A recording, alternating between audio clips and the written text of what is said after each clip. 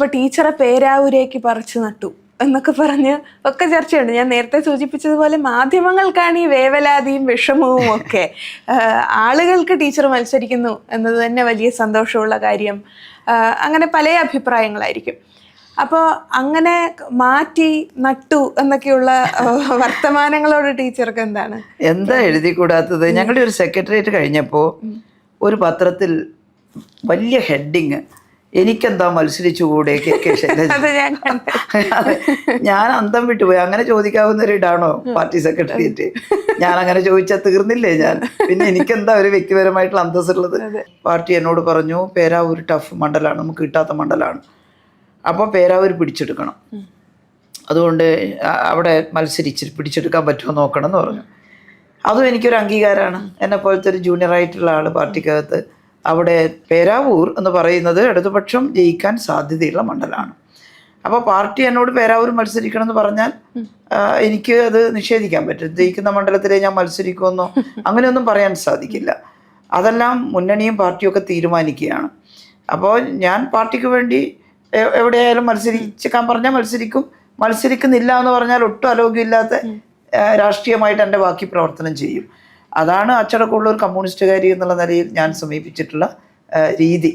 അപ്പോൾ അതിന് ഒരിക്കലും മാറ്റമില്ല. പക്ഷേ പേരാവൂർ എന്ന് പറയുന്നത് ഇപ്പോൾ പേരാവൂർക്കാർ പറയാൻ തുടങ്ങിയിട്ടുണ്ട്. ഞാൻ മട്ടന്നൂർ MLA ആയിരിക്കുന്ന സമയത്ത് തൊട്ട് ഇപ്പം മട്ടന്നൂർ MLA ആണല്ലോ, എന്തൊക്കെ വികസന പ്രവർത്തനം അവിടെ കൊണ്ടുവരാം. ഇപ്പോൾ ഒരു അനുകൂല സാഹചര്യം ഈ 10 വർഷം ഉണ്ടായിരുന്നു. പേരാവൂരിനപ്പുറം കേരളത്തിൽ LDFന്റെ 3ാം ഭരണം വരും എന്ന് ഉറപ്പിക്കാമോ ടീച്ചർ? തീർച്ചയായിട്ടും എന്തുകൊണ്ട് വരില്ല എന്നുള്ളതാണ്. കാരണം 10 വർഷം എത്ര വലിയ വികസനമാണ് കേരളത്തിൽ നടന്നത്. അതിൽ മുഖ്യമന്ത്രി പിണറായിയുടെ നേതൃത്വത്തിൽ അദ്ദേഹത്തിനൊരു ഭാവനയുണ്ട്. വലിയ വലിയ വികസന പ്രവർത്തനങ്ങളും വേണം, ക്ഷേമ പ്രവർത്തനങ്ങളും വേണം. വലിയ വികസന പ്രവർത്തനങ്ങൾ നടന്നാലേ നമ്മുടെ തനതായ വരുമാനം വർദ്ധിക്കുകയുള്ളൂ കേരളത്തിൻ്റെ. എപ്പോഴും നമുക്കിങ്ങനെ ചെറിയ ചെറിയ കാര്യങ്ങൾ ചെയ്തു പോകാൻ പറ്റില്ല. അതുകൊണ്ടാണ് ഈ വലിയ സ്വപ്നങ്ങൾ, വിഴിഞ്ഞം പോർട്ട്, നാഷണൽ ഹൈവേ ഇപ്പം പറഞ്ഞല്ലോ, 5400 കോടിയിലേറെ രൂപ കേരള ഗവൺമെൻറ് കിഫ്ബിന്ന് എടുത്ത് ചെലവഴിച്ചിട്ടില്ല എങ്കിൽ അല്ലേ? അവർ പറഞ്ഞല്ലോ കേന്ദ്ര ഗവൺമെൻറ് കേരളത്തിൽ ഭൂമിക്കൊക്കെ ഭയങ്കര വിലയാണ്, അതുകൊണ്ട് ഞങ്ങൾ ഭൂമിയൊന്നും വാങ്ങിയിട്ടൊന്നും ഹൈവേ ഉണ്ടാക്കി തരില്ല എന്ന് പറഞ്ഞ് ഉപേക്ഷിച്ചപ്പോൾ നമ്മൾ പറഞ്ഞു അങ്ങനെയെങ്കിൽ അങ്ങനെ ഞങ്ങൾ ഭൂമി എടുത്തു തരാം, ഞങ്ങൾക്ക് ഹൈവേ വേണം. ആ ഹൈവേ പൂർത്തിയായി അതിലേ പോകുന്ന ആർക്കെങ്കിലും പിണറായിയെയും ഇടതുപക്ഷ ഗവൺമെൻറ്റിനെയും അഭിനന്ദിക്കാതിരിക്കാൻ പറ്റുമോ? പ്രധാനമായി പ്രതിപക്ഷ നേതാവ് തന്നെ പറയുന്നത് ഇത് യഥാർത്ഥ ഇടതുപക്ഷമല്ല എന്നാണ്. ഒരുപക്ഷെ ഇടതുപക്ഷത്ത് നിന്ന് വിട്ടുപോകുന്ന ആളുകളാണ് യഥാർത്ഥ കമ്മ്യൂണിസ്റ്റുകാർ എന്ന് പ്രതിപക്ഷം പറയുന്ന ഒരു രീതിയുണ്ട്, അല്ലെങ്കിൽ നേതാക്കൾ പറയുന്ന കോൺഗ്രസിലെ. അതോടൊപ്പം തന്നെ മറ്റൊന്നും പഴിചാരാൻ ഇടതുപക്ഷ സർക്കാരിൽ കാണാത്തത് കൊണ്ട് ഈ സംഘടന ശക്തിപ്പെടാൻ വേണ്ടിയെങ്കിലും ഇടതുപക്ഷ സർക്കാരിന് വരാതിരിക്കണം എന്നൊരു പ്രചരണവും ഉണ്ട്. ടീച്ചർക്ക് എന്താണ് അതിന് പറയാൻ? അതായത് നമ്മളെ നോക്കിയിട്ട് നിങ്ങളല്ല എന്നൊരാൾ ഇത് ശൈല ടീച്ചർ അല്ല എന്ന് പറഞ്ഞാൽ എന്ത് ചെയ്യും? ഞാൻ ശൈല ടീച്ചർ ആണല്ലോ. അത് എന്താണ് ഇടതുപക്ഷം? അത് വളരെ വ്യക്തമല്ലേ? അതായത് വളരെ താഴെ തട്ടിലുള്ള സാധാരണ ജനങ്ങളുടെ പ്രശ്നങ്ങളടക്കം കണ്ട് അതിന് പരിഹാരം തേടുന്ന പക്ഷമാണ് ഇടതുപക്ഷം. ഞങ്ങളൊരു സംസ്ഥാന ഗവൺമെൻറ് മാത്രമാണ്. ഇവിടെ ഭരണഘടനയിൽ സോഷ്യലിസം ഒക്കെ എഴുതി വെച്ചിട്ടുണ്ട്. ഇന്ത്യൻ ഭരണഘടനയിൽ സോഷ്യലിസം പോയിട്ട് ജനാധിപത്യം, ഡെമോക്രസി പോലും പൂർണ്ണമാവാത്ത ഒരു രാജ്യമാണ് ഇന്ത്യ. ഡെമോക്രസി എന്ന് പറയുന്നത് എല്ലാ പൗരന്മാരുടെയും അവസര സമത്വമാണ്. അതുപോലും ഇന്ത്യയിൽ വന്നിട്ടില്ല. ഈക്വൽ ഓപ്പർച്യൂണിറ്റി എന്ന് പറയുന്ന സോഷ്യലിസത്തിൻ്റെ സാധ്യതയും വന്നിട്ടില്ല. അപ്പോൾ കേരളം പക്ഷേ വ്യത്യസ്തമാണ്. കേരളം അത് ഉണ്ടാക്കിയെടുക്കാൻ പാടുപെട്ടു. ഞങ്ങൾ ഒരു 30% ആളുകൾ പരമദരിദ്രരായിരിക്കട്ടെ, ബാക്കിയുള്ള ആളുകളുടെ കാര്യം മാത്രം ചിന്തിച്ചാൽ മതി എന്ന് വെച്ചിട്ടുള്ളൊരു പ്ലാനിങ് ഒരിക്കലും നടത്തിയിട്ടില്ല. ഇടതുപക്ഷം വന്നപ്പോഴാണ് താഴെ തട്ടിലുള്ള മുഴുവൻ ആളുകളെയും മുന്നോട്ട് കൊണ്ടുവരാൻ ശ്രമിച്ചത്. അതിലാദ്യം റേഷൻ കടകൾ തുടങ്ങിയത്, സബ്സിഡിയോട് കൂടിയുള്ള റേഷൻ AKGയുടെ ഇടപെടലിൻ്റെ ഭാഗമായിട്ടാണ്. നമ്മൾ ജില്ലാ കൗൺസിലിൽ സ്ത്രീകൾക്കടക്കം സംവരണം വേണമെന്നുള്ള കൊണ്ടുവന്നത് 80കളിൽ ജില്ലാ കൗൺസിൽ ആക്ടിൻ്റെ ഭാഗമായിട്ടാണ്. നമ്മൾ 90കളിൽ സമ്പൂർണ്ണ സാക്ഷരതാ യജ്ഞം കൊണ്ടുവന്നത് താഴെ തട്ടിലുള്ള ആളുകൾക്കടക്കം വിദ്യാഭ്യാസത്തിനുള്ള സൗകര്യം ഉണ്ടാക്കിക്കൂടെ, പ്രായോഗികമായി ഉണ്ടാക്കി കൊടുക്കാൻ. ഭരണഘടനയിലൊക്കെ ഉണ്ട് എല്ലാവർക്കും വിദ്യാഭ്യാസം കൊടുക്കണമെന്ന്, പക്ഷെ കൊടുത്തിട്ടില്ലല്ലോ. കോൺഗ്രസ് ഭരിക്കുന്നിടത്തും BJP ഭരിക്കുന്നിടത്തൊക്കെ. ഒഴിവ് സമയം ടീച്ചറിന് കിട്ടാറുണ്ടോ ഇതിൻ്റെ ഇടയിൽ? വളരെ കുറവാണ്. കാരണം എന്താണെന്ന് വെച്ചാൽ രാത്രി ചിലപ്പോൾ 10 മണി 11 മണി വരെയൊക്കെ പ്രോഗ്രാംസ് ഉണ്ടാവും മിക്കവാറും ദിവസങ്ങളിൽ. രാവിലെ പിന്നെ എഴുന്നേറ്റ് ഇപ്പോൾ MLA ആയതുകൊണ്ട് രാവിലെ ഒരു 6:30 ആകുമ്പോഴേക്കും ബെല്ലടിക്കാൻ തുടങ്ങും ആളുകൾ. വീട്ടിലാണെങ്കിലും പലവിധ കാര്യങ്ങൾക്ക് വേണ്ടി കാണാൻ വരുന്ന ടീച്ചറാണെങ്കിൽ ആര് വന്നാലും കുറേ സമയം ഇരുന്ന് കേൾക്കുമെന്ന് ഞാൻ കേട്ടിട്ടുണ്ട്. അത് എന്താണെന്ന് വെച്ചാൽ ചിലത് നടക്കാത്ത കാര്യമാണെങ്കിലും വളരെ വെപ്രാളായിട്ട് വരുന്ന ആളുകളായിരിക്കും സങ്കടങ്ങളുമായിട്ട്. ഒരു 5-10 മിനിറ്റ് അവരെ കേട്ടാൽ അവർക്കൊരു അതങ്ങ് റിലീസാവും വിഷമം. അപ്പോൾ അവസാനം അവർ തന്നെ പറയും നടന്നിട്ടില്ലെങ്കിലും വേണ്ടില്ല ടീച്ചർ ഇത് കേട്ടല്ലോ എന്ന്. അപ്പോൾ അത് മനുഷ്യ സഹജമാണ്. അതുകൊണ്ട് ഞാൻ എനിക്ക് സമയമില്ല നമുക്ക് പിന്നെ പറയാം അങ്ങനെ പറയാറില്ല. അവരിത്തിരി കേൾക്കും, അതിന് നല്ല സമയമെടുക്കും. പലരും എന്നെ വിമർശിക്കാറുണ്ട്, ഓരോ ആളുകൾക്ക് ഇത്ര സമയം കൊടുത്തിട്ടല്ലേ നിങ്ങൾക്ക് ഇങ്ങനെ തിരക്ക് കൂട്ടേണ്ടി വരുന്നതെന്നുള്ളത്. അത് എൻ്റെ പണ്ടേ ഉള്ളൊരു ശീലമാണ് കേൾക്കുക എന്നുള്ളത്. അത് കേൾക്കാറുണ്ട്, കേൾക്കണം എന്നാണ് എൻ്റെ അഭിപ്രായം.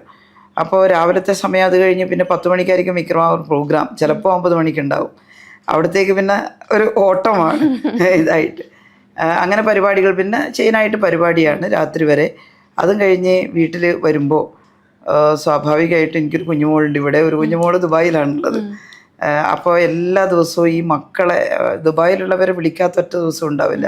ഞാൻ വിളിച്ചിട്ടില്ല, എൻ്റെ മോനെ ഇങ്ങോട്ട് വിളിക്കും. മോളും മോൻ്റെ ഭാര്യയും കുഞ്ഞിനെ എല്ലാം കൂടി ഓൺലൈനിൽ കണ്ടിട്ടാണ് അന്നത്തെ ദിവസം അവസാനിക്കുന്നത്. അതുപോലെ ഇവിടെയുള്ള മോളുടെ കൂടെ കുറച്ച് നേരമെങ്കിലും ഇരിക്കണം. അച്ഛമ്മേൻ്റെ കൂടെ കളിക്കുമെന്ന് പറയും. അതാണ് രണ്ടുപേർക്കും അച്ഛമ്മേനെ വലിയ കാര്യമാണ്. അപ്പോൾ അവരുടെ കൂടെ കുറച്ച് തങ്ങും. ഇതെല്ലാം കഴിയുമ്പോൾ 12 മണിയാവും. അപ്പോൾ ലിഷർ എന്ന് പറയുന്നത് മുമ്പൊക്കെ വായനയായിരുന്നെങ്കിൽ ഇപ്പോൾ അങ്ങനെ ഒരു മനസ്സറിഞ്ഞിരുന്ന് വായിക്കാനുള്ളൊരു സമയം കുറഞ്ഞു പോകുന്നു എന്നുള്ളത്. പാട്ട് കേൾക്കുക, സിനിമ കാണുക, അങ്ങനെയൊന്നും രാത്രി കിടക്കുമ്പോഴാണ് പാട്ട് കേൾക്കുന്നത്. അത് സിനിമ കാണാൻ ഭയങ്കര ഇഷ്ടമാണ്. ഞാൻ തിരുവനന്തപുരത്തുള്ള സമയത്താണ്. തിരുവനന്തപുരത്താകുമ്പം പൊതുയോഗങ്ങളും പൊതുപരിപാടികളും കുറയുമല്ലോ. അസംബ്ലിയൊക്കെയുള്ള ദിവസം വൈകുന്നേരം ഫ്രീ ആവും. അപ്പോൾ നല്ല സിനിമ ഇറങ്ങിയാൽ ഉറപ്പായിട്ടും പോയിട്ട് കാണും. ഒറ്റയ്ക്ക് പോവുക? അല്ലല്ല, ഞാനും മോളും. ഇപ്പോൾ നേരത്തെ ആണെങ്കിൽ ഞാൻ ആദ്യം MLA ആയ സമയത്ത് NK രാധ MLA, ഗിരിജാ സുരേന്ദ്രൻ, ഞങ്ങൾ 3 പേരാണ് ഒരുമിച്ച് എപ്പോഴും ഉണ്ടാവുക. അതിന് മറ്റ് MLA മാർ കളിയാക്കും, വൈകുന്നേരം ഇവർക്ക് സാംസ്കാരിക പരിപാടിയിട്ട് മൂന്നാക്കും സിനിമ. എല്ലാ സിനിമക്കും ഞങ്ങൾ പോവും. പിന്നെ മണിയാശാൻ അങ്ങനെ ഒരാളായിരുന്നു, കൃത്യമായിട്ട് എല്ലാ സിനിമയും. അപ്പം ഞങ്ങൾ 3 പേരും കൂടി എല്ലാ സിനിമയും മിക്കവാറും കാണുമായിരുന്നു. ചിലതൊക്കെ ചവറായിരിക്കും. ഇപ്പം പിന്നെ സെലക്റ്റഡ് ആയിട്ട് സമയം അത്രയല്ലേ ഉള്ളൂ. അങ്ങനെ ഈ സത്യനന്ദിക്കാരുടെ സിനിമ ഇറങ്ങിയാൽ ഞാൻ കൃത്യമായിട്ട് പോയി കാണുമായിരുന്നു. അത് കഴിഞ്ഞ് ഇപ്പം അടുത്ത കാലത്ത് ബേസിലിൻ്റെ സിനിമ വന്നാൽ അങ്ങനെയായി. അപ്പോൾ ഇപ്പം അത് നോക്കാറില്ല. ഇപ്പോൾ പുതിയ സംവിധായകർ നന്നായിട്ട്. ഞാൻ ഈ അടുത്ത നാളാണ് എക്കോ കണ്ടത്. ഗംഭീര സംഭവമാണ് അത് കേട്ടോ. അത് ഏറെ ചർച്ച ചെയ്യപ്പെട്ടിട്ടില്ല. എനിക്കും അതിനെക്കുറിച്ച് എഴുതാനും ആഗ്രഹം ഉണ്ടായിരുന്നെങ്കിലും എഴുതാൻ കഴിഞ്ഞിട്ടില്ല എന്നുള്ളതുണ്ട്. അതൊരു വലിയ സന്ദേശം തരുന്നൊരു സിനിമയാണ്. ഒരു പ്രൊട്ടക്ഷൻ എന്ന് പറഞ്ഞാൽ എന്താണ്? റെസ്ട്രിക്ഷൻ ഈസ് നോട്ട് പ്രൊട്ടക്ഷൻ എന്നാണ്. അത് സ്ത്രീ സമൂഹത്തിന് തന്നെ എല്ലാ സ്ത്രീകൾക്കും പാഠമായിട്ടുള്ള ഒന്നാണ്. അതൊരു വലിയ സന്ദേശമുള്ളൊരു സിനിമയാണ്. പിന്നെ അതുപോലെ ഇതിനകത്ത് ആക്ഷനും അവരെല്ലാം പുതുമുഖങ്ങളാണെങ്കിലും നന്നായിട്ട് അഭിനയിച്ചിട്ടുള്ളൊരു സിനിമയാണ്. ഉർവശിയുടെ സിനിമ എനിക്ക് ഭയങ്കര ഇഷ്ടമാണ് കാണാൻ. ഞാൻ ഈ എൻ്റെ ഉമ്മാൻ്റെ പേര് എന്ന് പറയുന്നത് ആ സിനിമ ഞാൻ ഇടയ്ക്കേ വെച്ച് കാണും. നമ്മുടെ പിന്നെ ഉർവശിയും ഇദ്ദേഹം ടോവിനോയും എന്തൊരു ഒരു ചേർച്ചയാണ് എന്നുള്ളതാണ്. വളരെ നിഷ്കളങ്കമായിട്ട് ഉള്ള സംസാരമൊക്കെ. അത് ഞാൻ ഇപ്പോഴും ഇടയ്ക്കിടയ്ക്ക് കാണും ആ സിനിമ. ഭയങ്കര ഇഷ്ടമാണ് എനിക്ക്. അങ്ങനെയുള്ള കുറേ സിനിമകളുണ്ട്. ഇടയ്ക്ക് വീണ്ടും വീണ്ടും എടുത്ത് കാണുന്ന കുറേ സിനിമകളുണ്ട്. അപ്പോൾ സിനിമ ചെറുപ്പത്തിലേ ഹരമാണ്. പഴയ പാട്ടുകളാണോ കേൾക്കുന്നത്? ഞങ്ങൾ അധികവും ഞാനും മാഷും ഭാസ്കരേട്ടനും കേൾക്കുന്ന അധികവും പഴയ പാട്ടുകളാണ്. അത് പുതിയ തലമുറയ്ക്ക് അതിനോട് അത്ര ഇതുണ്ടോയെന്ന് അറിയില്ല. ജയചന്ദ്രൻ്റെ, യേശുദാസിൻ്റെ ഒക്കെ പഴയ വളരെ മധുരമായിട്ട് പിന്നെ നല്ല അർത്ഥമുള്ള വരികൾ ഉണ്ട്. നല്ല കാവ്യ ഭാവനയുള്ള വരികളുണ്ട്. മോശമായിട്ടുള്ള ചില വരികളും ഉണ്ട്. അത് ആ മോശമെന്ന് അറിയാണ്ടാണ് ആളുകൾ പകർത്തി പാടിയിരുന്നത്. പഴയ കാലത്തും സെക്ഷലായിട്ടൊക്കെ ഉള്ള വരികളൊക്കെ ഉണ്ട്. പക്ഷെ അത് അങ്ങനെ ആയിരുന്നു എന്ന് അറിയില്ല. അറിയാതെ സംഗീതത്തിൽ ലയിച്ച് ഞങ്ങൾക്കൊന്നും അറിയായിരുന്നല്ലോ കുട്ടിക്കാലത്ത്. സംഗീതത്തിൽ ലയിച്ചങ്ങ് പാടുകയാണ്. എന്നാൽ നല്ല മനോഹരമായിട്ടുള്ള അരികിൽ നീ ഉണ്ടായിരുന്നെങ്കിൽ എന്ന് ഞാനൊരു വേള ഒരു മാത്ര വെറുതെ നിന്നിച്ചു. അത് കഴിഞ്ഞിട്ട് ഇപ്പോൾ ഈ അടുത്ത കാലത്ത് ജയകുമാർ സാറിൻ്റെ അദ്ദേഹത്തിൻ്റെ കുറേ പാട്ടുകളുണ്ട്. K. ജയകുമാറിൻ്റെ ഒരുപാട് പാട്ട്, മിഴികളിൽ നോക്കി ഞാൻ ഒരു പാട്ടുണ്ടല്ലോ, അനുഭൂതി പൂക്കും നിൻ മിഴികളിൽ നോക്കി വെറുതെ ഇരുന്നേറെ നേരം. അതൊക്കെ എടുത്ത് കേൾക്കും. പ്രണയഗാനങ്ങളാണ് ടീച്ചർക്ക്? എല്ലാം പ്രണയഗാനങ്ങളല്ല, എന്നാൽ പഴയ പ്രണയഗാനങ്ങൾ. ഇപ്പൊ പ്രായമായതുകൊണ്ട് പ്രണയഗാനങ്ങൾ മാത്രം കേൾക്കുന്നൊരവസ്ഥയല്ല. പക്ഷേ അതിൻ്റെ ഒരു ഭാവാത്മകതയാണ് നമ്മളെ. ഒരു മരഞ്ചുറ്റി പ്രണയത്തിൻ്റെതല്ല, ഒരു കാവ്യാത്മകതയുണ്ട് അതിനകത്ത്. അതാണ് നമ്മുടെ മനസ്സിനെ ഹൃദ്യമായിട്ട് സ്വാധീനിക്കുന്നത്. അതല്ലാത്ത പാട്ട് ഇപ്പോൾ കുടജാദ്രിയിൽ ഞാൻ എപ്പോഴും കേൾക്കുന്നതാണ്. അതൊരു ഭക്തിഗാനാണ്, പക്ഷെ അതിൻ്റെ ഒരു സാന്ദ്രതയുണ്ടല്ലോ, അത് നമ്മുടെ മനസ്സിനെ ഇങ്ങനെ ഒരു സ്പന്ദിപ്പിക്കുന്ന ഒരു. അതെ, പലരും യേശുദാസിന്റെ ഭക്തിഗാനങ്ങൾ കേൾക്കാറുണ്ട്. അതെ അതെ അതെ അത് ഇപ്പം ശബരിമലയിൽ നട തുറക്കുമ്പോഴുള്ള ഹരിവരാസനം ഞാൻ മിക്കവാറും പലപ്പോഴും കേൾക്കുന്ന ഇതാണ്. നമുക്കത് കേൾക്കും തോറും ഒരു അതിൻ്റെ ഒരു മ്യൂസിക്കും അതിൻ്റെ ട്യൂണും അതിൻ്റെ ഒരു അവതരണവും എല്ലാം കൂടി അങ്ങനെയുള്ള ഒരുപാട്. പിന്നെ നന്ദനത്തിലെ പിന്നെ കൃഷ്ണ എന്നും പറഞ്ഞിട്ടുള്ള നവ്യ അഭിനയിച്ച രംഗത്തുള്ള അതെല്ലാം കേൾക്കും. വിപ്ലവഗാനങ്ങളും കേൾക്കും, അതുപോലെ തന്നെ ഇതെല്ലാം കേൾക്കാറുണ്ട്. അപ്പം പാട്ട് എപ്പോഴും മിക്കവാറും ആളുകൾ, ഞാൻ മന്ത്രിയായിരുന്നപ്പോൾ ഈ സംഗീതത്തിനൊരു പ്രാധാന്യം കൊടുക്കണം എന്നൊരു തീരുമാനത്തിൻ്റെ ഭാഗമായിട്ട് തന്നെ ആശുപത്രികളിൽ പ്രസവ വാർഡുകളിലൊക്കെ കുറച്ച് യുവ ഡോക്ടർമാരുണ്ടായിരുന്നു അതിനെ പിന്നെ പ്രോത്സാഹിപ്പിക്കുന്നത്. അങ്ങനെ മ്യൂസിക് ഇടാൻ വേണ്ടിയിട്ട് പറഞ്ഞിട്ട് മ്യൂസിക് ഇട്ടിട്ടുണ്ട്. അപ്പോൾ ഇപ്പം രാത്രി നമുക്ക് പലവിധ ചിന്തകളും ഒക്കെ വന്നിട്ട് ചിലപ്പോൾ ഉറക്കം വരാതുണ്ടെങ്കിൽ സോഫ്റ്റ് മ്യൂസിക് ഉണ്ടല്ലോ, ഫ്ലൂട്ട് അതുപോലെയുള്ള സോഫ്റ്റ് മ്യൂസിക് കുറച്ചു നേരം വെച്ചാൽ അതെന്താ വെച്ചാൽ നമ്മൾ ഇതിൽ ലയിക്കും, വേറെ ചിന്തകളെ അങ്ങ് കയറാൻ പാടില്ല. ഞാൻ വെക്കാറുണ്ട്, അങ്ങനെ കേൾക്കാറുണ്ട്. വലിയ സ്ട്രെസ് വരുമ്പോഴും സ്ട്രെസ് എന്ന് പറഞ്ഞാൽ വേറെ ഒന്നല്ല, അത് ചെയ്തില്ലല്ലോ ഇത് ചെയ്തില്ലല്ലോ എന്നുള്ളൊരു ചിന്തയാണ്, മറ്റു വേറെ ഒന്നും അങ്ങനെയുള്ളൊരു പ്രശ്നമല്ല. സാധാരണ അങ്ങനെ ഞാൻ ഒരു സ്ട്രെസ്ഡ് ആയിട്ട് ചെയ്യാത്തൊരവസ്ഥയിലേക്ക് എത്താൻ മനസ്സിനെ അനുവദിക്കാറില്ല. പ്ലാനിങ് ആണെല്ലാം, പ്ലാനിങ്ങിലൂടെയാണ് കാര്യങ്ങൾ ചെയ്യാറ്. ഡയറി ഉണ്ടോ ടീച്ചർ? ഡയറി ഉണ്ട്, എനിക്ക് ഡയറി ഉണ്ട്. എല്ലാം ഞാൻ മറന്നുപോകും. എൻ്റെ മണ്ഡലത്തിലെ പ്രവർത്തനങ്ങൾ, ഇന്ന വർക്ക് അത് ഇന്ന ടേബിളിലാണുള്ളത്, സിയുടെ അടുത്താണുള്ളത്, അല്ലെങ്കിൽ മന്ത്രിയുടെ അടുത്താണുള്ളത് എന്ന് പറഞ്ഞിട്ട് ഓരോ ദിവസവും ഞാനത് നോട്ട് ചെയ്യില്ലെങ്കിൽ ഓർമ്മയുണ്ടാവില്ല, മാറിപ്പോകും. കുറേ വർക്ക് ഉണ്ടാകുമ്പം വിളിക്കാനും പറയാനും അതത് സമയത്ത് അവിടെ മുട്ടിയാലേ ഇത് പാസ്സായി കിട്ടുള്ളൂ. അതുകൊണ്ട് എനിക്ക് ഡയറി ഉണ്ട്. എന്നാൽ അനുഭവങ്ങൾ കൃത്യമായി ഡയറിക്കുറിപ്പ് ആക്കണമെന്ന് എപ്പോഴും ആഗ്രഹിക്കുന്ന ഒരാളാണ് ഞാൻ, ചെയ്യാത്ത ഒരാളുമാണ്. പിന്നീട് ഒരു കാര്യം എഴുതുമ്പോൾ, എന്തെങ്കിലും എഴുതണം തോന്നുമ്പോൾ അങ്ങനെ ഒരു നാൾ വഴിയുള്ള ഡയറി എനിക്കുണ്ടാവില്ല. ഞാൻ ആകെ ഒരു വൃത്തിയായിട്ട് ചൈന സന്ദർശനത്തിൽ 10-15 വർഷം മുമ്പ് ഇവിടുന്ന് 2 ചെറിയ ഡയറി എടുത്തിട്ടായിരുന്നു പോയിരുന്നത്. അപ്പോൾ പോയ വഴിക്കൊക്കെ അത് കൃത്യമായി നോട്ട് ചെയ്തു വന്നു.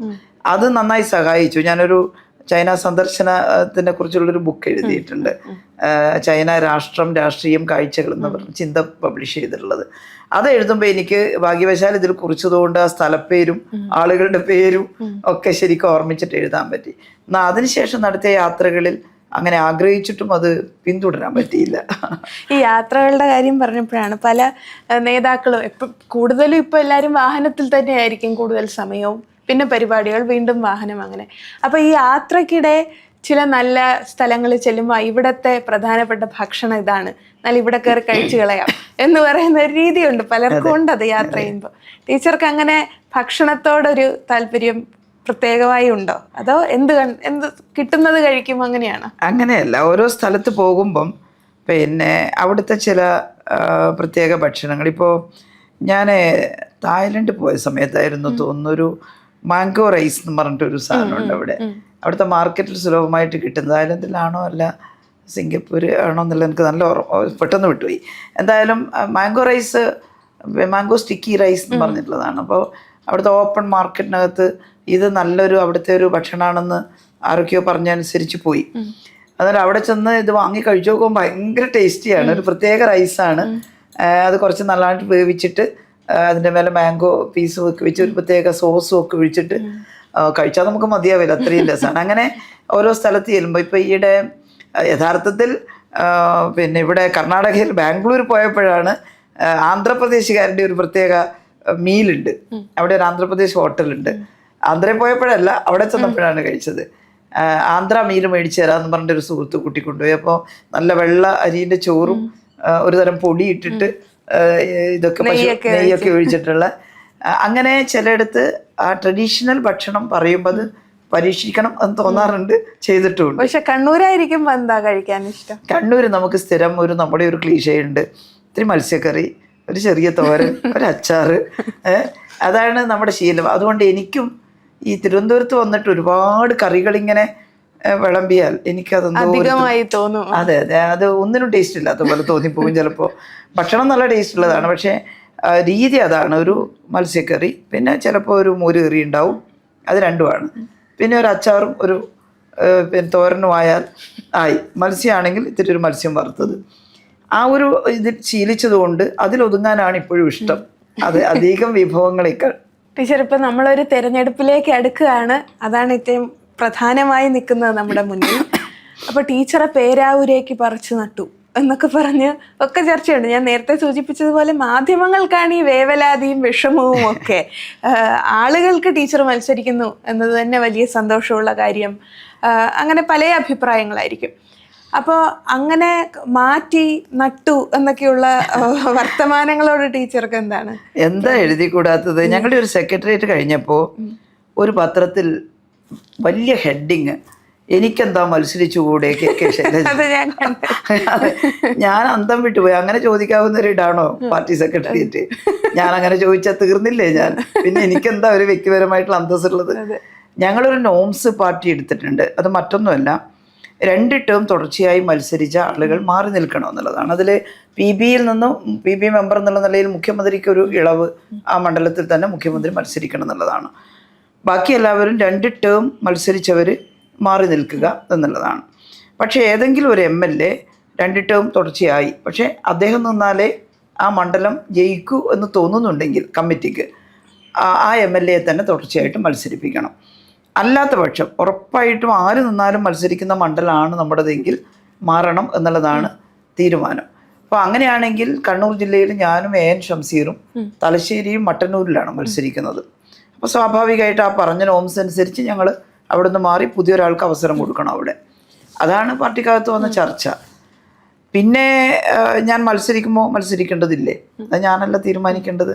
എൻ്റെ കാര്യത്തിൽ പാർട്ടി തീരുമാനിച്ചതെല്ലാം ഞാൻ അനുസരിക്കുകയാണ് ചെയ്തത്. ഇപ്പോൾ അതിൻ്റെ ഉദാഹരണത്തിന് 96-ലാണ് ഞാൻ ആദ്യമായിട്ട് MLA ആവുന്നത്. ഞാനന്ന് പാർട്ടി ഏരിയ കമ്മിറ്റി മെമ്പർ മാത്രമാണ്, മട്ടന്നൂർ ഏരിയ കമ്മിറ്റി മെമ്പർ. തൊട്ടടുത്ത കൂത്തുപറമ്പ് ഏരിയ ഉൾക്കൊള്ളുന്ന മണ്ഡലത്തിൽ, കൂത്തുപറമ്പ് മണ്ഡലത്തിൽ, പഴയ കൂത്തുപറമ്പ്, ഇന്നത്തെ കൂത്തുപറമ്പല്ല, വളരെ സ്ട്രോങ് ഹോൾഡാണ് LDFൻ്റെ.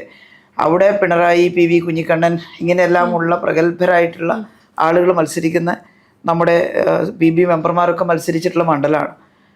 പാർട്ടി എന്നോട് പറഞ്ഞു അവിടെ പോയി മത്സരിക്കണം എന്ന്. ഞാൻ അത്ഭുതപ്പെട്ടു പോയി. കാരണം ഞാനൊരു AC മെമ്പർ മാത്രമാണല്ലോ, എന്നിട്ട് ഉറപ്പുള്ള ഒരു മണ്ഡലം അവിടെ ഞാൻ എങ്ങനെയാണ് പോയി മത്സരിക്കുക എന്നുള്ളത്. പക്ഷെ പാർട്ടി തീരുമാനിച്ചു. കാരണം ജില്ല എന്നൊരു സ്ത്രീ ജയിച്ചു വരണം, അതാണ് ആഗ്രഹിച്ചത്.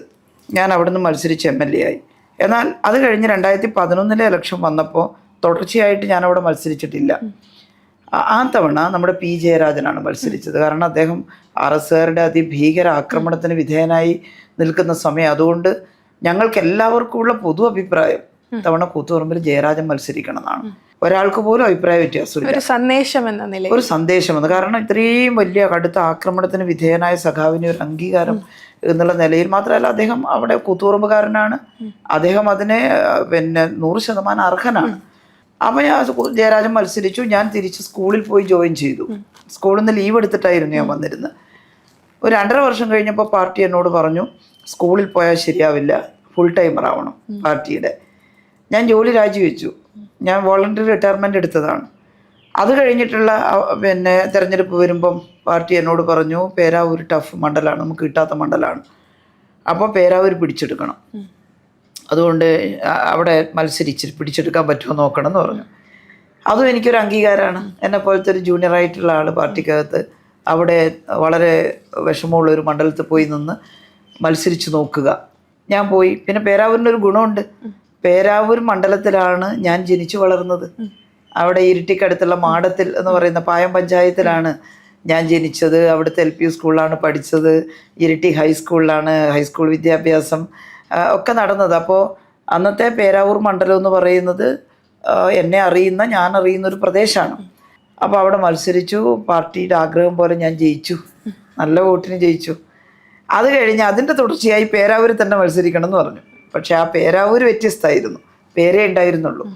അതായത് പേരാവൂർ നിയോജക മണ്ഡലത്തിലെ LDFൻ്റെ ശക്തി കേന്ദ്രങ്ങളായിട്ടുള്ള മട്ടന്നൂർ നഗരസഭ, കീഴല്ലൂർ, കൂടാളി, തില്ലങ്കേരി പഞ്ചായത്തുകൾ ഇത് മട്ടന്നൂർ മണ്ഡലത്തിലേക്ക് വന്നു മണ്ഡലം വിഭജനം വഴി. എന്നിട്ട് നോർത്ത് വയനാടിൻ്റെ ഭാഗമായിട്ടുള്ള കേളകവും കുട്ടിയൂരും ഇതിൻ്റെ കൂടെ ചേർന്നു, കൂത്തുപറമ്പ് ഭാഗത്തിൻ്റെ ഭാഗമായിട്ടുള്ള കണിച്ചാറും ഇതിൻ്റെ കൂടെ ചേർന്നു. എന്നിട്ടും നല്ലൊരു മത്സരം നടത്തി. അപ്പം ഞാൻ MLA ആയിരുന്ന മേഖലയിൽ ഞാൻ ഒരുപാട് വർക്കുകൾ കൊണ്ടുവന്നിരുന്നു. പിന്നെ അന്ന് ഞാൻ ജൂനിയർ ആണെങ്കിലും ഇവിടെ ഗവൺമെൻറ്റിൽ ഇടപെട്ട് ഞാൻ മത്സരിച്ച മണ്ഡലത്തിലെല്ലാം എൻ്റെ കഴിവിൻ്റെ പരമാവധി അവിടെയുള്ള ആറളം പാലം, ജബ്ബാർ കടവ് പാലം, കാളികയം പാലം, മലയോര ഹൈവേയുടെ തുടക്കം അന്നാണ് കുറിച്ചത്. അതുപോലെ ഒരു പഴശ്ശി ടൂറിസം പദ്ധതിക്ക് തുടക്കം കുറിച്ചു. ഇങ്ങനെ ഒരുപാട് കാര്യങ്ങൾ ഞാനന്ന് MLA ആയ സമയത്ത് അവിടെ കൊണ്ടുവന്നിരുന്നു. അപ്പോൾ ഇതെല്ലാം കണ്ട് ഈ ആള് മത്സരിച്ച് ജയിച്ചാൽ കുറേ വികസനം കൊണ്ടുവരും എന്നൊക്കെ കരുതി ഞാൻ MLA ആയ മേഖലയിൽ എനിക്ക് നല്ല വോട്ട് കിട്ടി. നന്നായിട്ട് ഞാൻ മുന്നോട്ട് വന്നു. അപ്പുറത്തെ ഭാഗത്തും എന്നോട് നല്ല അനുഭാവപൂർണമായ സമീപനം ജനങ്ങൾക്ക് ഉണ്ടായിരുന്നു വന്ന്. കാരണം ഇപ്പുറത്തെ വികസനം അവർ കാണുന്നുണ്ട്. ശൈല ടീച്ചർ വന്നാൽ അതുപോലെ ഇപ്പുറത്തും വികസനം ഉണ്ടാകും എന്നുള്ളൊരു ഭാവം ഉണ്ടായിരുന്നു. പക്ഷേ ഒരു അനിഷ്ട സംഭവം അതിനിടയ്ക്ക് ഈ കുട്ടിയൂരുണ്ടായി. ഒരു ആദിവാസി യുവാവ് ആത്മഹത്യ ചെയ്തതുമായി ബന്ധപ്പെട്ട് ഞങ്ങളുടെ സഹാക്കളുടെ പേരിൽ കള്ളക്കേസൊക്കെ എടുത്തിട്ട് അങ്ങനെ ഒരു പ്രശ്നമുണ്ട്. ഞങ്ങളെ വല്ലാതെ ദ്രോഹിച്ചു. പോലീസ് അന്ന് സഖാക്കളെ വല്ലാതെ ഉപദ്രവിച്ചു. ലേശ അലങ്കോലായി തിരഞ്ഞെടുപ്പ്. അപ്പോൾ അതുകൊണ്ട് മാത്രമാണെന്ന് പറയുന്നില്ല, എന്തുകൊണ്ടോ ചെറിയൊരു വോട്ടിന് തോറ്റുപോയി. 3400 വോട്ടിനാണ് തോറ്റത്. പിന്നെ അന്ന് കുറച്ച് വോട്ട് പോൾ ചെയ്യാൻ ഞങ്ങളിത് ബാക്കിയായി. ഇപ്പോൾ ഇതിൻ്റെ എല്ലാം ഫലമായിട്ട് ജയിക്കാമായിരുന്നു, പക്ഷേ ചെറിയൊരു വോട്ടിന് തോറ്റുപോയി എന്നുള്ളതാണ്. അങ്ങനെ ഞാൻ പേരാവൂരിൽ ഒരു തവണ ജയിച്ചു. എന്നാൽ പേരാവൂരിൽ തോറ്റു എന്ന് പറയുമ്പോൾ പുതിയ പേരാവൂരിൽ ഇതായി. പക്ഷേ ആ പുതിയ പേരാവൂർ ഞങ്ങൾക്ക് ജയിക്കാൻ കഴിയാത്ത മണ്ഡലമല്ല.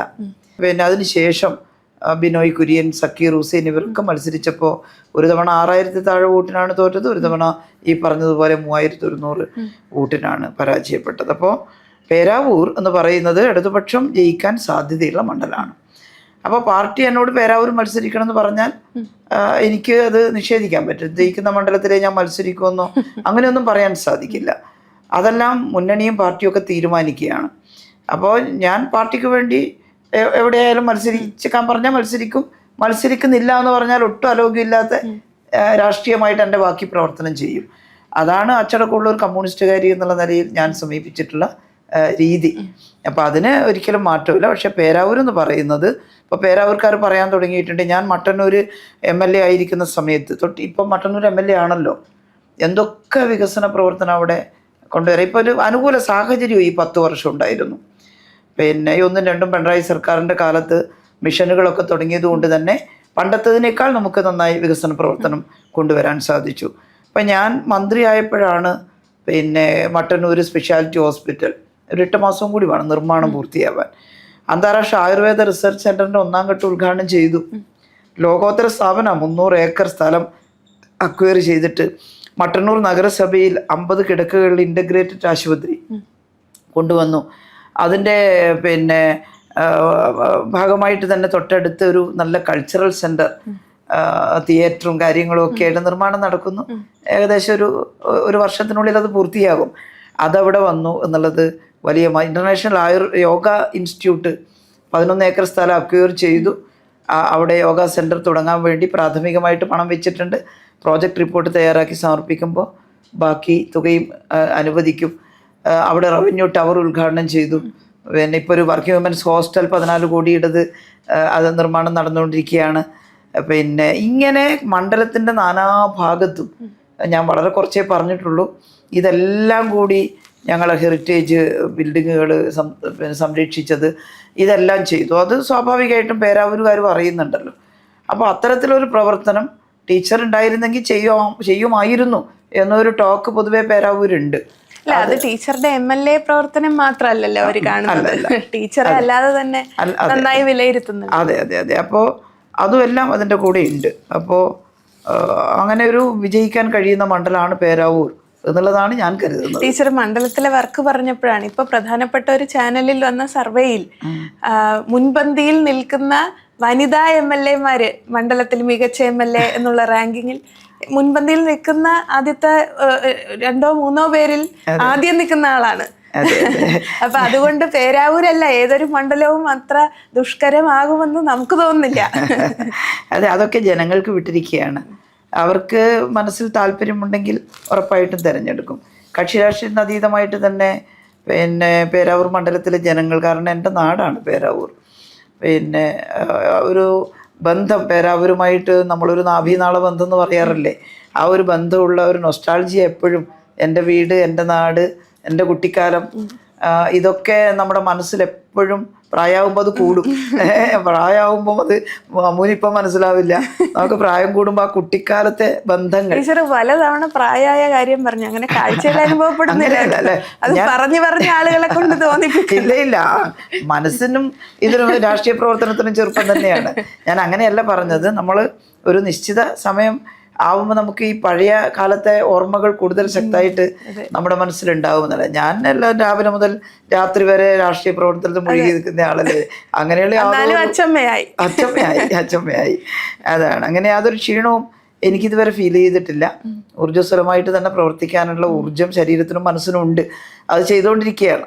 അപ്പോൾ പേരാവൂർ വിജയിച്ചു വന്നാൽ ഞാൻ പേരാവൂരിന് വേണ്ടി ഇതുവരെയുള്ള മറ്റ് 3 മണ്ഡലങ്ങളിലും എത്രമാത്രം എൻ്റെ ഊർജ്ജം ചെലവഴിച്ചോ അത് പേരാവൂരിന് വേണ്ടിയും ചെലവഴിക്കും. അതിന് റിസൾട്ട് ഉണ്ടാവുമെന്ന ശുഭപ്രതീക്ഷ എനിക്കുണ്ട്. ഇപ്പൊ പേരാവൂരിനപ്പുറം കേരളത്തിൽ LDFന്റെ 3ാം ഭരണം വരും എന്ന് ഉറപ്പിക്കാമോ ടീച്ചർ? തീർച്ചയായിട്ടും എന്തുകൊണ്ട് വരില്ല എന്നുള്ളതാണ്. കാരണം 10 വർഷം എത്ര വലിയ വികസനമാണ് കേരളത്തിൽ നടന്നത്. അതിൽ മുഖ്യമന്ത്രി പിണറായിയുടെ നേതൃത്വത്തിൽ അദ്ദേഹത്തിനൊരു ഭാവനയുണ്ട്. വലിയ വലിയ വികസന പ്രവർത്തനങ്ങളും വേണം, ക്ഷേമ പ്രവർത്തനങ്ങളും വേണം. വലിയ വികസന പ്രവർത്തനങ്ങൾ നടന്നാലേ നമ്മുടെ തനതായ വരുമാനം വർദ്ധിക്കുകയുള്ളൂ കേരളത്തിൻ്റെ. എപ്പോഴും നമുക്കിങ്ങനെ ചെറിയ ചെറിയ കാര്യങ്ങൾ ചെയ്തു പോകാൻ പറ്റില്ല. അതുകൊണ്ടാണ് ഈ വലിയ സ്വപ്നങ്ങൾ. വിഴിഞ്ഞം പോർട്ട്, നാഷണൽ ഹൈവേ ഇപ്പം പറഞ്ഞല്ലോ, 5400 കോടിയിലേറെ രൂപ കേരള ഗവൺമെൻറ് കിഫ്ബിയിൽ നിന്നെടുത്ത് ചെലവഴിച്ചിട്ടില്ല എങ്കിൽ അല്ലേ. അവർ പറഞ്ഞല്ലോ കേന്ദ്ര ഗവൺമെൻറ് കേരളത്തിൽ ഭൂമിക്കൊക്കെ ഭയങ്കര വിലയാണ്, അതുകൊണ്ട് ഞങ്ങൾ ഭൂമിയൊന്നും വാങ്ങിയിട്ടൊന്നും ഹൈവേ ഉണ്ടാക്കി തരില്ല എന്ന് പറഞ്ഞ് ഉപേക്ഷിച്ചപ്പോൾ നമ്മൾ പറഞ്ഞു അങ്ങനെയെങ്കിൽ അങ്ങനെ ഞങ്ങൾ ഭൂമി എടുത്തു തരാം, ഞങ്ങൾക്ക് ഹൈവേ വേണം. ആ ഹൈവേ പൂർത്തിയായി അതിലേ പോകുന്ന ആർക്കെങ്കിലും പിണറായിയെയും ഇടതുപക്ഷ ഗവൺമെൻറ്റിനെയും അഭിനന്ദിക്കാതിരിക്കാൻ പറ്റുമോ? ആ ഗവൺമെൻറ്റിനെ അഭിനന്ദിക്കണമല്ലോ. അപ്പോൾ അതാണ് വിഴിഞ്ഞം പോർട്ട്. ആകെ ചിലവായ 8000 കോടിയോളം രൂപയിൽ 5000 കോടിയും മുടക്കിയത് കേരളമാണല്ലോ. അതുപോലെയാണ് വലിയ സ്പീഡ്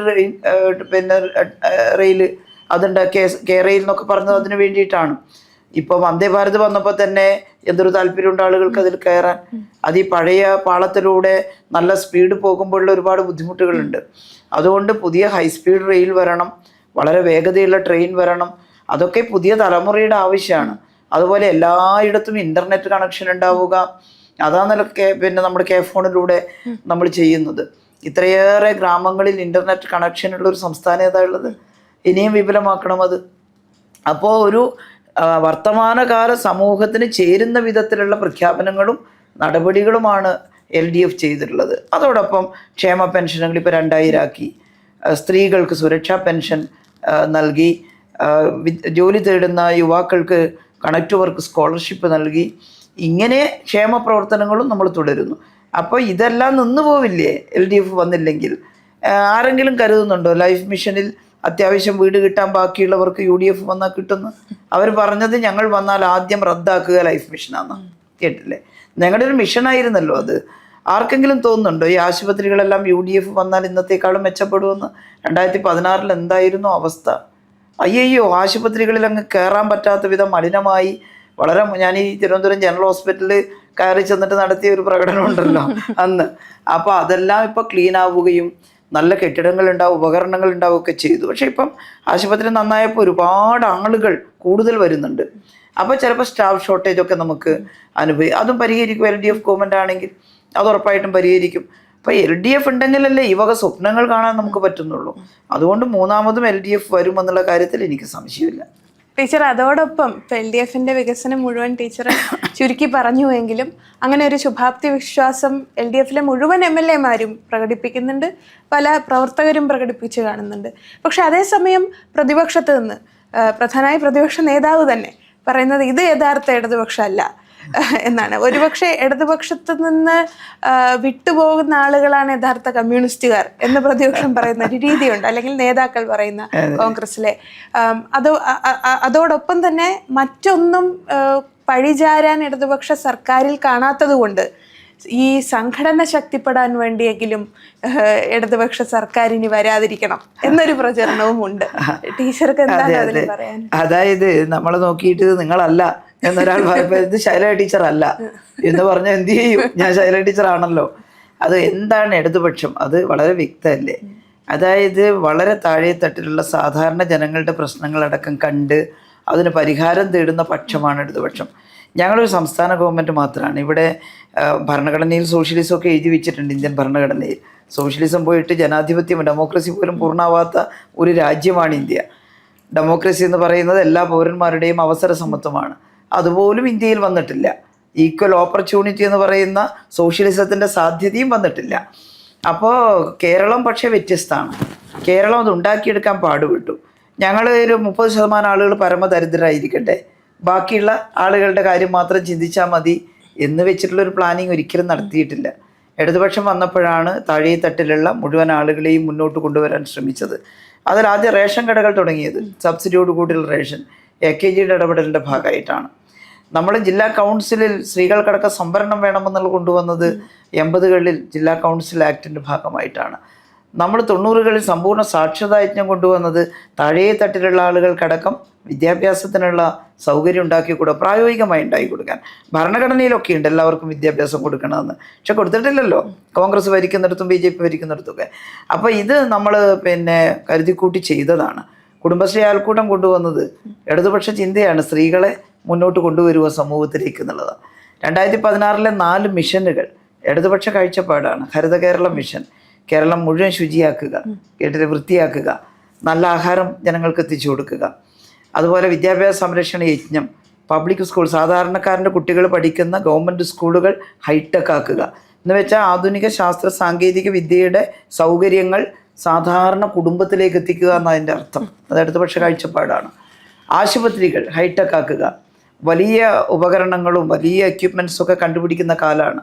നമ്മളടുത്ത് പഴഞ്ചനാണുള്ളത് ഗവൺമെൻറ് ഹോസ്പിറ്റലിൽ. അതിനെ ഒന്ന് മാറ്റിയിട്ട് പുതിയ ഉപകരണങ്ങൾ വാങ്ങി സ്ഥാപിക്കുക, വൃത്തിയുള്ള കെട്ടിടങ്ങൾ എടുക്കുക. അതിനാണല്ലോ കിഫ്ബിന്ന് പണം തന്നത്. അത് ഇടതുപക്ഷ കാഴ്ചപ്പാടാണ്. പാവങ്ങൾക്ക്, ഒന്നുമില്ലാത്തവർക്ക് ഈ സൗകര്യം അവരുടേതാണെന്ന് തോന്നുക, ഇതെൻ്റെയും കൂടിയാണ് എന്ന് തോന്നുക. ഇതെല്ലാം ചെയ്തുകൊണ്ടിരിക്കുന്ന ഒരു ഇടതുപക്ഷത്ത് നോക്കി നിങ്ങളല്ല ഞങ്ങളാണ് ഇടതുപക്ഷം എന്ന് പറഞ്ഞാൽ അതെങ്ങനെയാണ് വിശ്വസിക്കാൻ പറ്റുക? അതാണ് അത്. അവർ ഉത്തരം മുട്ടുമ്പോൾ കൊഞ്ഞനം കുത്തുന്നു എന്നൊക്കെ പറയുന്നത് പോലെ ഒന്നും പറയാനില്ലാത്തപ്പം ഞങ്ങൾ ഇടതുപക്ഷമല്ല എന്നാൽ അത് ജനങ്ങൾ വിശ്വസിക്കില്ല. അപ്പൊ ജനങ്ങളുടെ വിശ്വാസത്തിലും അനുഭവത്തിലും നിന്നുകൊണ്ട് അവർ ഈ തിരഞ്ഞെടുപ്പിനെ നേരിടും എന്നുള്ള ടീച്ചറുടെ ശുഭാപ്തി വിശ്വാസത്തിൽ ഞങ്ങളും പങ്കുചേരുകയാണ്. ലൂസ് ടോക്സിലേക്ക് ടീച്ചർ വരുമ്പോൾ എനിക്ക് ഒരു വളരെ ഭയഭക്തി ബഹുമാനത്തോടെ കാണുന്ന ഒരാളെ ലൂസ് ടോക്കിലേക്ക് വിളിക്കുന്നതിലൊക്കെ ഒരു ഭയം ഉണ്ടായിരുന്നു.